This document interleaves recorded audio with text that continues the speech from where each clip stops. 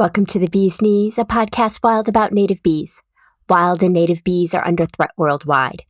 In each episode, we look at actionable things we can do to support these adorable little guys whose pollination work is crucial for maintaining biodiversity. I'm JC Meyer, and I thank you for being here.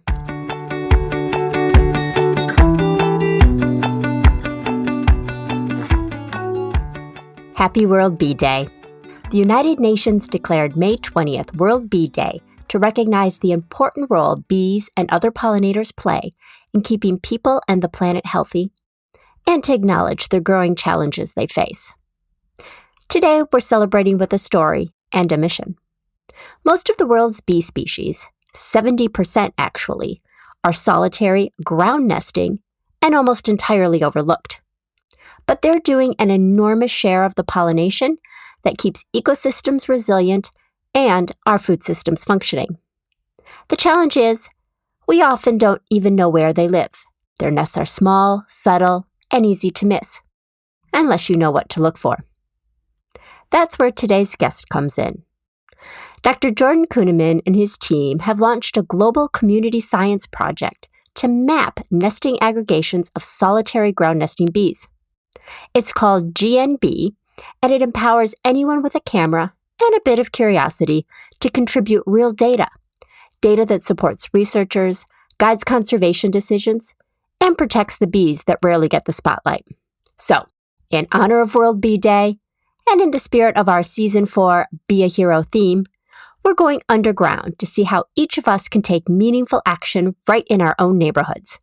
This is about noticing, documenting, and celebrating the incredible diversity of bees that share our landscapes. Let's talk to Jordan. So your work highlights how overlooked solitary ground nesting bees are, despite their huge ecological importance.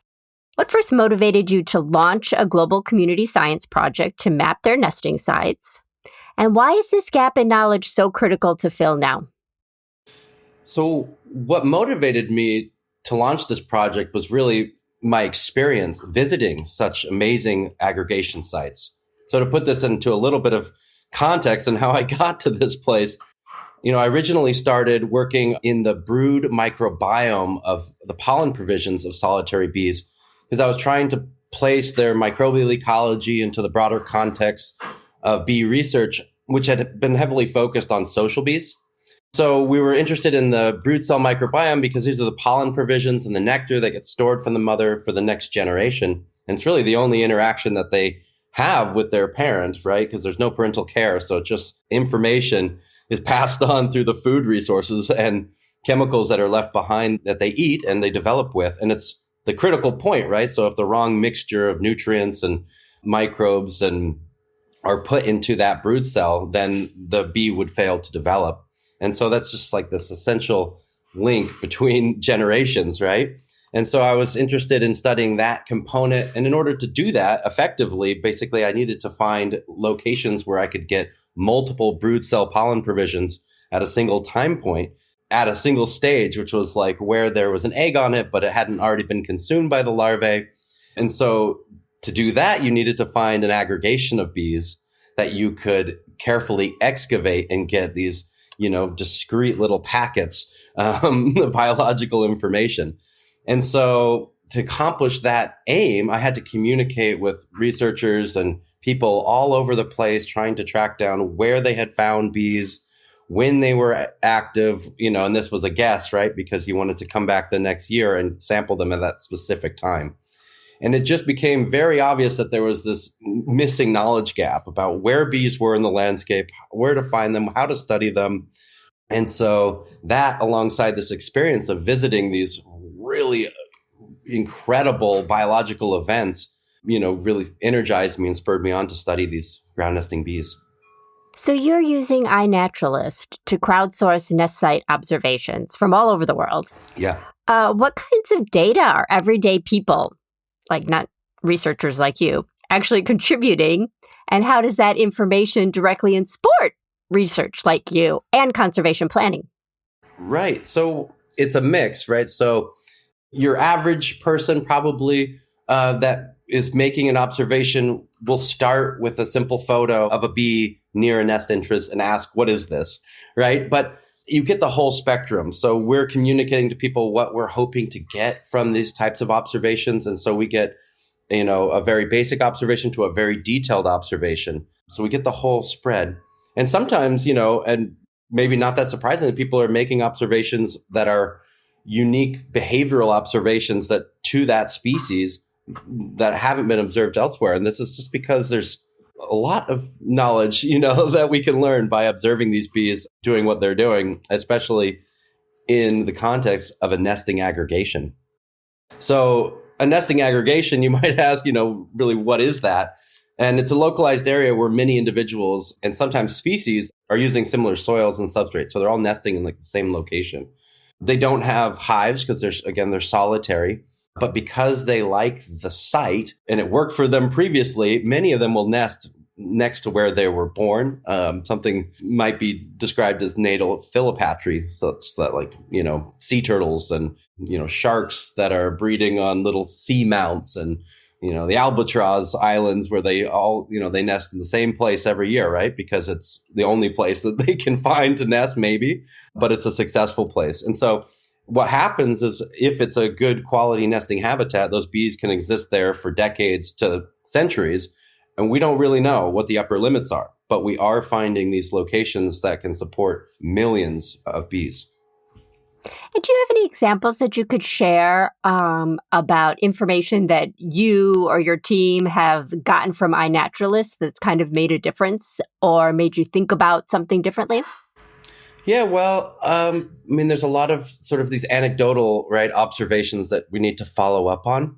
But I think what really is striking to me is when we find these unique spots. I just want to go back to, a little bit of the description of these sort of larger aggregation sites because they kind of blow you away. Not only are they just like remarkable events to witness, but maybe I can put it into some perspective here a little bit. So one of the aggregations that we found locally, which is probably now the second largest recorded aggregation, even though we know there's going to be many more that are bigger, hosts around 5.5 million Andrena regularis that emerge every spring within a 2-week window and are the primary pollinators of like apple crops and everything that's near us. So when we weighed those out, we weighed a few bees and, if we extrapolate out, it's around 250 honeybee colonies just there naturally occurring, right? And we were kind of joking around. It's like, well, this is, large herbivores. So I guess that equates to around 4 bison and 1 woolly mammoth. So I just think that, people just basically uncovering, a mammoth-sized aggregation that are, pollinators. They're bringing all this pollen also back into the soil, nutrifying the soil, and just creating this incredible dynamic for a lot of other species that some of them are rooting them up to eat them. Some of them are parasitizing them. They're creating this incredible ecological system, right, where they have decided to aggregate. I really feel like that to me is one of the coolest parts of the observations is putting a scale to some of these spots. But then again, there's also discovery of rare species like, oh, this is, it's only 1 or 2, but we haven't found them anywhere else. So it can be all sorts of unique discoveries. So for someone listening on World Bee Day who wants to help, what are the simplest steps they could take to find, recognize, and safely document ground nesting bee aggregations in their own area? Yeah. So the first thing I would say is that because ground nesting bees, again, we're talking about solitary ground nesting bees, not social ground nesting bees, which aren't all that common, but do occur. They're not guarding any central resource. There's no real defense that they're trying to, put up, right? So they're very gentle. Like you can walk through them. You can sit on the grass. You can observe them as close as you want. I could share a video or whatever. You can hold them in your hands. They're the bees that we're largely talking about are very gentle, especially if you're not squeezing them. And so then that takes away any fear, if you know what you're looking at that you might have just because of the misconceptions around solitary bees and the larger misconceptions around ground bees, which are typically people are thinking about ground nesting social wasps, which do stay away from, right? So if you're seeing many individuals go in and out of one entrance, that's a social bee or social wasp. And that's not what we're talking about. We're talking about, a single mother digging an individual tumulus that goes down and provisioning individual brood cells for their offspring. So it's very different biology and easy to distinguish. So the question that you first started with was, what can somebody do to contribute to bee conservation or bee knowledge in their area? And one thing I would say is get a feel for what we're talking about and what we're looking at. So maybe visit the Ground Nesting Bee iNaturalist project. Look at what is occurring in your area. Look specifically at when those bees are active, because some bees are active in the spring, some bees are active in the summer. Often their above ground activity is only a few weeks. So you want to, take those two pieces of information together and go visit a site and make an observation of that site, experience it. If it's a big site, bring a lawn chair and just hang out, but you might also be playing detective and finding, where was this thing? Where did somebody report it? Why didn't they make the location accuracy higher, right? So things that you'll start to learn a little bit on the research side, things that are challenges that do occur. But that's where I would say start, go observe them. Find a spot that's close, go try to locate like your detective, figure out where it is, and then work on some photography, because it can be very challenging to get a in focus photo of a bee because they don't always sit still, and put those photos, do a series in context. So I can share a little plate with your audience and I can pass it along to you, but it's very helpful to get a photo of the area where the bees are nesting, a more close up of the bees nesting entrances, because that tells us a bit about their biology and what they're doing. There's also, ideally a bee entering and exiting, so you know for sure that it's using that and you're not mistaking it for something else like a wormhole. But then for the bee itself, the close up of the head, the venations in the wing, the abdomen, and you can give us information that gets us closer to being able to identify the species. And that's like the first photo documentary step. And from there, there's a lot of places we can take it. So once these nesting hotspots are mapped, how can land managers or policymakers or even communities use the information to kind of protect and restore the habitat for the solitary ground nesting bees?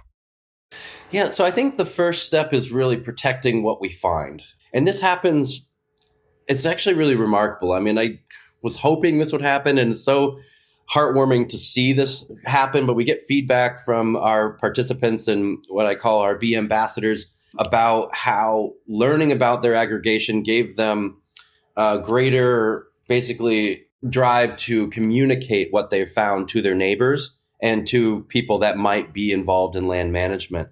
And especially having ties to a research project kind of contextualizes it. So they're getting feedback, they're getting support and sort of understanding what they're seeing, and their observations will and do tie into descriptive studies and predictive studies and everything that we're trying to do to learn about where bees nest and why and how to keep them there long term. So that sort of empowerment, allows people to act locally, which is what it really takes. And, talk to their neighbors about, hey, this is what we're seeing here. It's not only in my yard, right? You have a little in your yard, but this is what it is. And this is actually can be a good thing. And so we see a lot of people, that's the level of protective engagement, is just communicating to the people around them that use the space, that are aware about the value of, bee diversity, and that, maintaining bee diversity means maintaining places where that they can nest. And so that happens.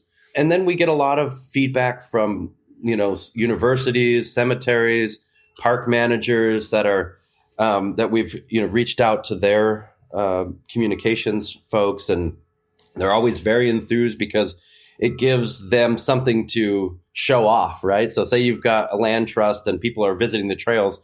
It's always nice if you can describe the biology you're seeing or put something out that draws people attention, gives them a little bit more engagement, especially if they're walking the same trail that they've walked for 20 years. And so it's about, educating people, giving them something a little bit more depth to their experience wherever they are. And so we've had people that are like, well, the groundskeepers have been upset about the soil turnover and the grass doesn't look good in April when we need to take these photos. It's like, but wait, this is a very cool observation area. This is a very important pollinator resource. And you're an education institution that should take advantage of this and also value it, right? So part of your greater missions often include sustainability and, taking care of the environment, right? Well, here's your opportunity. So we get that. And then even today, I got a letter from a bee ambassador that they were writing to the Engineering and Capital Projects Development Program because they were doing some land management work. And I've yet to know exactly what they're doing, but I think actually moving earth around in order to change the floodplain of this area. And there's a very sensitive bee species nesting in a large aggregation uniquely in that spot. We don't know of any others. So they're, leveraging this work and our connections in order to make the case that, hey, we actually should also prioritize these bees in this area. So it's pretty dynamic. So in all your time working with bees, has there been a discovery or some other part of your work that made you feel like a bee hero, like you were really making a difference? I don't know if I can bring myself to be a hero, at least not yet, but there's a few things like working in the tropics, you get to observe bee biology that's new, that maybe no one has seen. Like, for example, I made these observations of this cordyceps fungus infecting stingless bees, which has never been observed. So that seems kind of just fascinating to me. We were, discovering new species in Ecuador. So that was, just some fascinating work as well. And then here locally, it's just kind of bringing all these, and in the ground nesting bee work, like it's bringing all this together. Like I feel like it's culminating, right? We're bringing a lot of data together now and intend to do so long term in order to fill in these much larger knowledge gaps of how a bee selects appropriate nesting place in the environment. So maybe not a hero, but working towards filling in some important knowledge gaps. Talking with Jordan really brings home how much is happening right under our feet and how much of that story we've been missing. And if today's conversation sparked your curiosity, you're in good company. There's a whole world of solitary ground nesting bees out there waiting to be seen, understood, and protected, and you can be part of that effort. Jordan mentioned a lot of resources and we've rounded them up on the website, the beesknees.website. Head over there to find a link to GNBee, more information about how to participate in the project, how to use iNaturalist, a video of ground nesting bees, lots of good stuff to inspire your bee research journey. Thanks so much to Jordan for joining us and to you for listening in. Until next time, keep observing.